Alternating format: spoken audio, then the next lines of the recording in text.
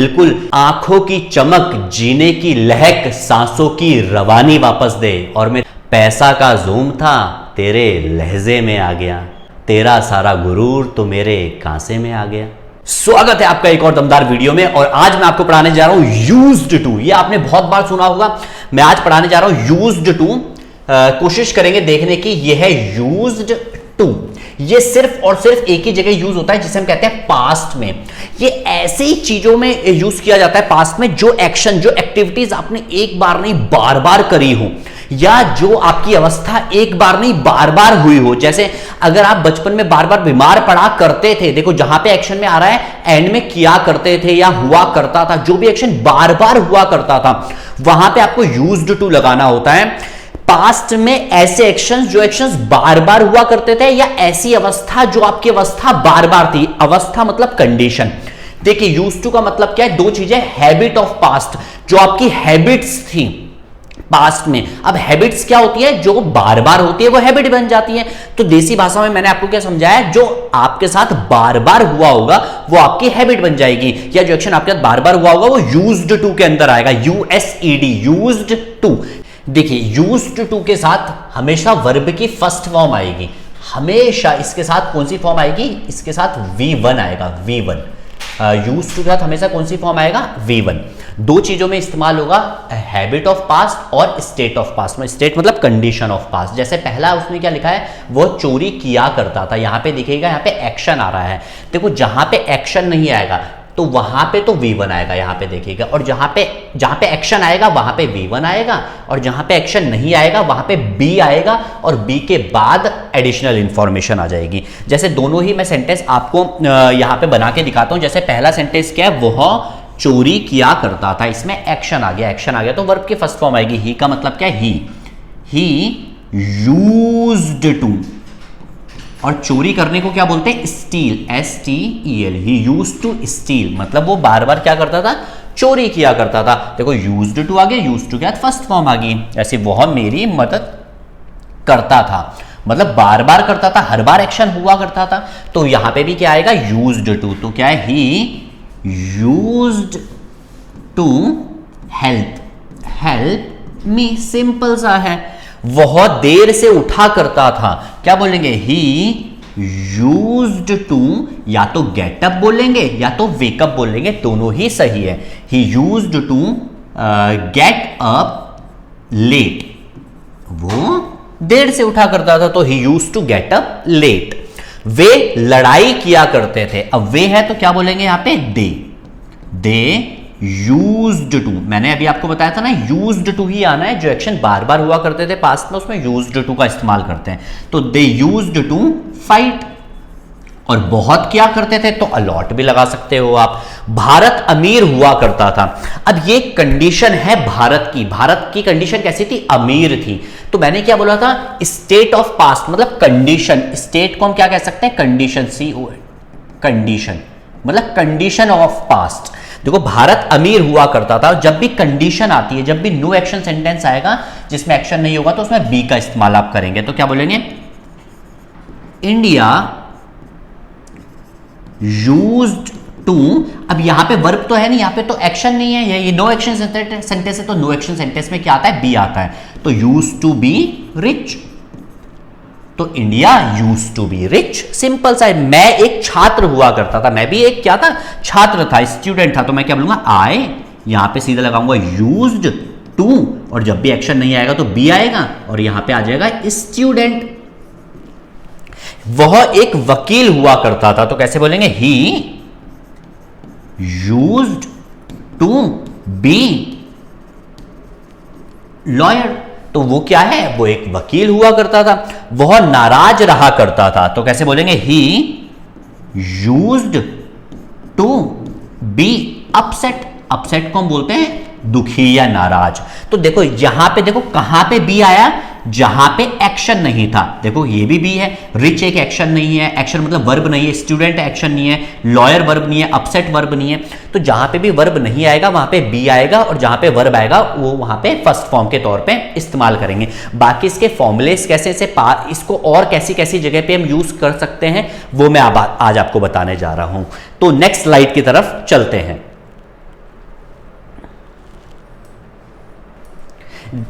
तो next slide की तरफ आप देखेंगे तो आपको सारी इंफॉर्मेटिव चीजें मिल ही जाएंगी, सारी इंफॉर्मेटिव चीजें मिल जाएगी। देखिए इसको कैसे यूज करेंगे, देखो subject used to V1 verb की फर्स्ट फॉर्म या बी या एडिशनल इंफॉर्मेशन। बी कहाँ आएगा, जहां पे एक्शन नहीं आएगा, वो मैंने आपको बता दिया है। अब इसके एक एक क्या बना लेते हैं, एग्जाम्पल बना लेते हैं, ठीक है।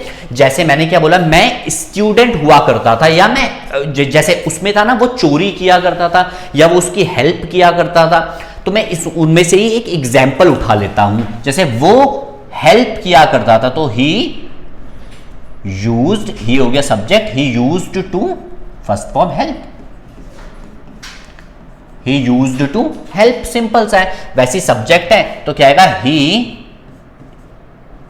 अब मना वाला एग्जाम्पल है तो क्या आएगा, he did not use to help. अब देखिएगा, आप गौर से समझिएगा, यहां पे ये यूज है, यहां पे ये यूज्ड नहीं है, यूज्ड टू नहीं है। क्यों, क्योंकि ये ईडी इसलिए हट गया, यहां पे सेकंड, मतलब इसकी सेकंड फॉर्म इसलिए हट गई है क्योंकि यहां पहले ही डिड आ गया है। मैंने आपको पास्ट वाली, सिंपल पास्ट वाली वीडियो में भी पहले ही बताया था कि पूरे सेंटेंस में पास्ट की बातें जब जब हम करेंगे तो पूरे सेंटेंस में एक ही बार क्या आती है, सेकंड फॉर्म आती है। और डिड भी क्या है, सेकंड फॉर्म ही है, किसकी, डू की। तो यहां पे पहले ही डिड आ गया, यहां पे सेकंड फॉर्म पहले ही आ गई, तो आगे सेकंड फॉर्म नहीं आएगी, इसलिए यहां यूज्ड टू नहीं, क्या लगाया, सिर्फ यूज्ड टू। तो आपको भी ध्यान रखना है, जब जब डिड आएगा तो सिर्फ यूज्ड टू आएगा। क्या आएगा, जब डिड के साथ हमेशा क्या आएगा, यूज टू, देखिए। और जब डिड नहीं आएगा तो क्या आएगा, यूज्ड टू। ये आप ध्यान देखिएगा, अकेले आएगा तो यूज्ड टू, डिड के साथ आएगा तो यूज्ड टू। चलिए ठीक है, आगे बढ़ते हैं। देखिए अब जब सवाल करेंगे, ये तो मना कर रहा है कि मतलब वो हेल्प नहीं किया करता था, अब सवाल कर रहा है क्या वो हेल्प किया करता था। सवाल पूछने के लिए डिड पहले ही आ गया, तो यहां पे डिड लगा देना है। सब्जेक्ट क्या है, यहां पे ही है, तो डिड ही, और क्या है, यूज टू। यहां पे देखिए अभी भी मुझे बताएं, यहां यूज आएगा कि यूज्ड आएगा, यहां पे यूज आएगा क्योंकि डिड में पहले ही सेकंड फॉर्म आ गई है, use to help first form.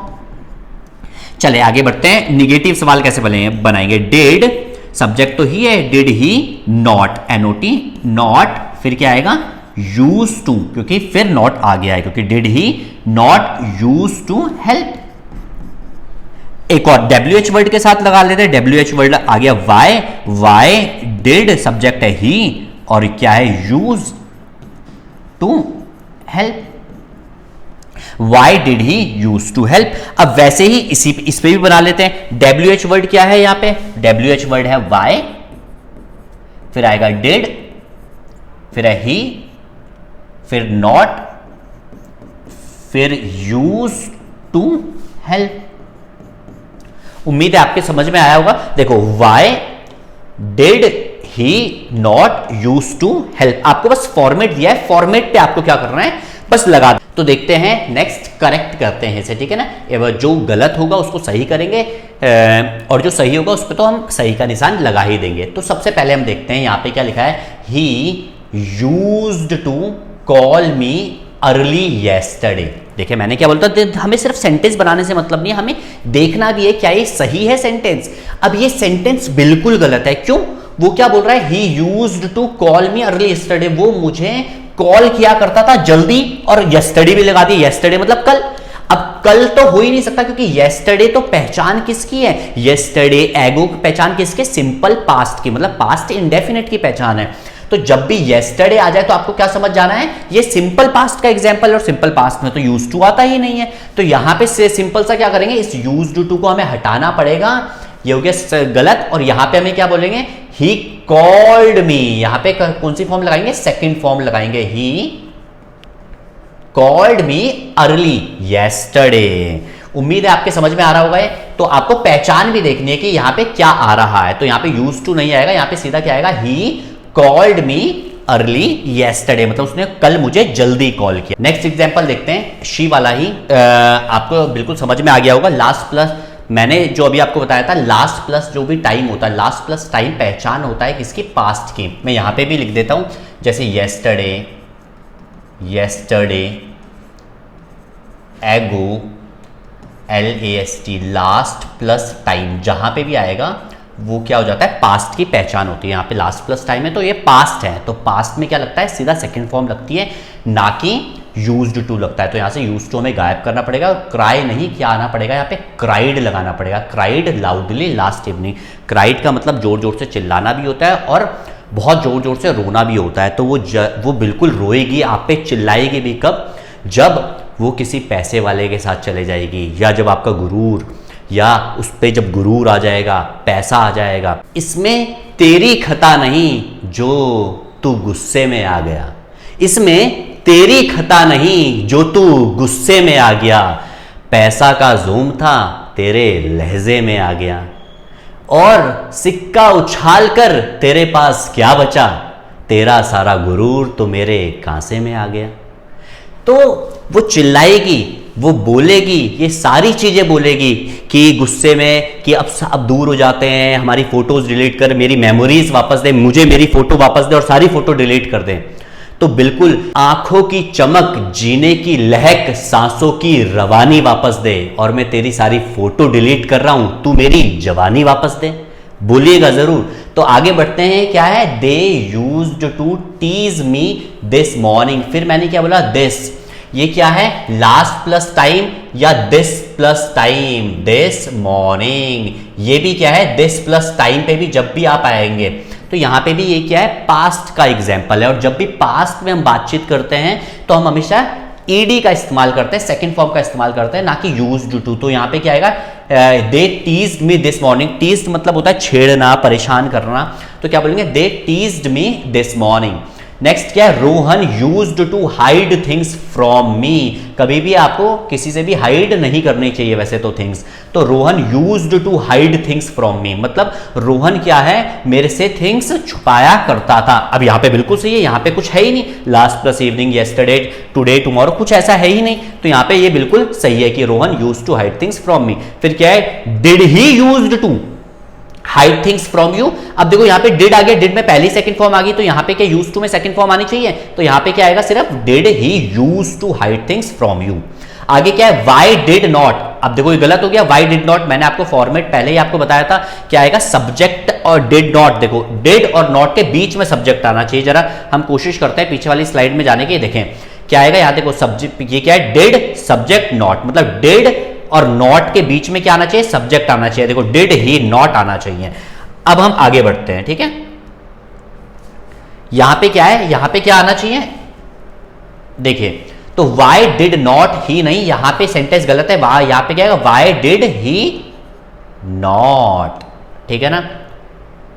Y did he not use to attend the class, ये बिल्कुल सही है। फिर क्या है, did the principal granted your wish easily, बिल्कुल सही है क्या। यहां पे देखिए, did the principal granted your wish easily. अब यहां पे डिड पहले ही सेकंड फॉर्म आ गया, तो आगे क्या सेकंड फॉर्म आएगा, नहीं आएगा बेटा सेकंड फॉर्म, तो सिर्फ क्या आएगा, ग्रांट आएगा। यहां पे गलती थी, अब यहां ये सही कर दिया हमने, ठीक है ना। तो क्या आएगा, डिड ये द प्रिंसिपल ग्रांट आएगा। नेक्स्ट क्या है, did they cancelled the deal. अब फिर देखो मैंने क्या बोलता, पूरे सेंटेंस में एक बार सेकंड फॉर्म आएगी, यहां पे सेकंड फॉर्म आ गई है, तो आगे क्या सेकंड फॉर्म आने वाली है, तो यहां पे क्या आएगा, सिर्फ कैंसल आएगा। Did they cancel the deal last year. Last year क्या पहचान है, मैंने क्या बोलता, लास्ट प्लस टाइम। यहां पे देख रहे हो लास्ट प्लस टाइम किस चीज की पहचान है, पास्ट की पहचान है। तो जैसे लास्ट प्लस टाइम आ जाए तो समझ जाना है पास्ट है, और ये पास्ट ही है। आगे हम बढ़ने की थोड़ा कोशिश करते हैं। नेक्स्ट क्या है, हाउ ही रिमेन्ड सो काम इन दैट सिचुएशन। अब देखिए, मैं देखो हमारे पे फॉर्मूला क्या था, हमारे पे फॉर्मूला है WH वर्ड, फिर उसके बाद क्या था हमारे पे, WH वर्ड के बाद था हमारे पे हेल्पिंग वर्ड। नहीं तो आप देखिएगा WH वर्ड के बाद क्या आ रहा है, यहां पे देखिए आप, दिख रहा है आपको, ये देखिए WH वर्ड के बाद क्या है, डिड आ रहा है, हेल्पिंग वर्ड, तो WH वर्ड के बाद डिड आएगा। फिर क्या आएगा, सब्जेक्ट, और वहां पे क्या है, सीधा हमने क्या डाल दिया है, सब्जेक्ट डाल दिया है। देखो WH वर्ड क्या, सीधा सब्जेक्ट आ गया, तो ये क्या है, ये क्या हो गया, गलत। तो इसका सही फॉर्मेट में हम क्या है, क्या लिखेंगे, हाउ